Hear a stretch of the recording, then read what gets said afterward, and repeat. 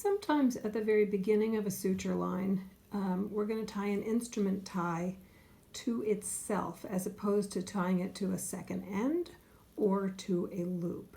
So last time I tied it with a loop. That's this little knot here, which we're going to ignore, and we're going to focus just on this one end.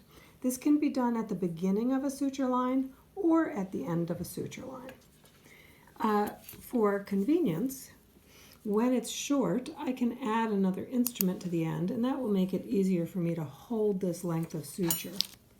So I'm going to start with this long end, which is my only end, toward me, and I'm going to lay my needle holder on top of it. I'm going to wrap twice, as I usually do for every instrument tie. It gives more tension to that first stitch. I'm going to grab my same suture, pull this off, and tighten by pulling the loop towards me and the long end away, and now I have a little loop.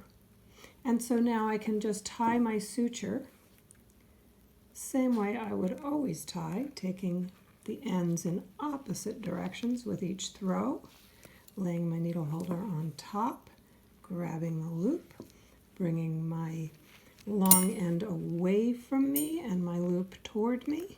Now putting my needle driver on top of my long end and bringing my long end toward me and my short end away from me. And there we have an instrument tie tied to a single strand of suture.